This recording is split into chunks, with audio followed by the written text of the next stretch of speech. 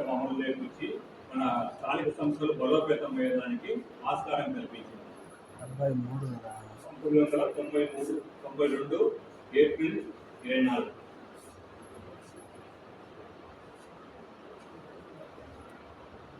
ఈ సందర్భంగా గౌరవ ప్రధానమంత్రి నరేంద్ర మోదీ గారు దేశవ్యాప్తంగా ఉన్న పంచాయతీరాజ్ సంస్థల ఎన్నికైన ప్రతినిధులు కార్యక్రమంలో ఒక ప్రత్యేక సందేశాన్ని పంపారు.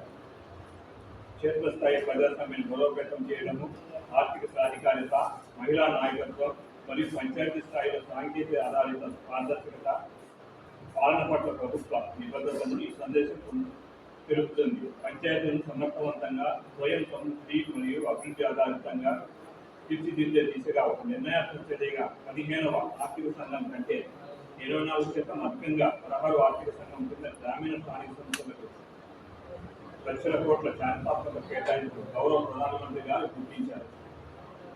ఈ విషయంలో రాష్ట్రాలు మరియు కేంద్రపాలిత ప్రాంతాలు గౌరవ ప్రధానమంత్రి గారి సందేశాన్ని గ్రామ ప్రజలకు అందరికీ తెలియజేయమని ఆయన సందేశం, ప్రధానమంత్రి గారి సందేశం.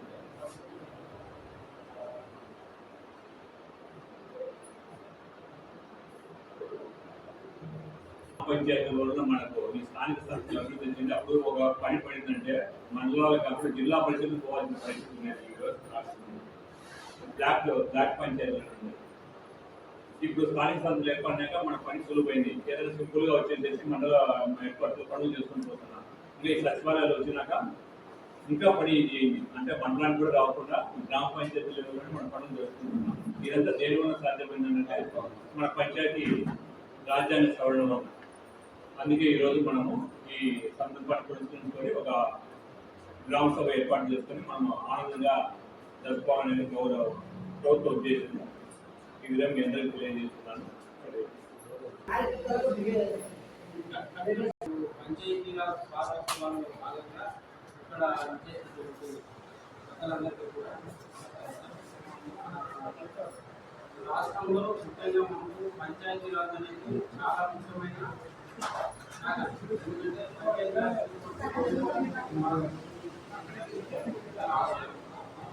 భాగంగా మనకు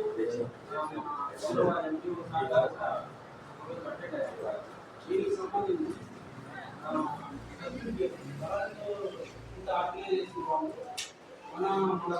10 మండలాల్లో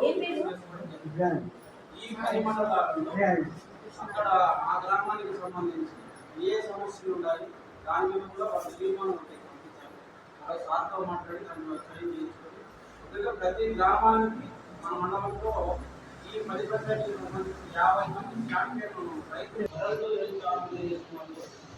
మన మండలంలో మన రాష్ట్రంలో 2 మండలాలు సెలెక్ట్ చేసుకుంటాం. వాటిల్లో చిన్న మండలం 10 పంచాయతీలు, 10 పంచాయతీలు, 10 పంచాయతీలు. దీంట్లో భాగంగా ఎందుకంటే మేము ఈ ప్రకృతి వ్యవసాయానికి సంబంధించి మేము ఈ సంవత్సరం నుంచి ప్రతి రైతు ఇక్కడ ఎస్ఎస్జి మెంబర్స్ కావచ్చు, రైతులు కావచ్చు ఈ సంవత్సరం నుంచి ఎందుకంటే ఏదైనా ఎండలు చాలా తీవ్రంగా ఉంటాయి. ఇప్పటికే మనకు 4 గంటల వరకు కూడా 40 డిగ్రీలు 40 వరకు ఉంటుంది. ఈ సమస్య ఇచ్చే ఉంటే నేల మీద పంట అనేది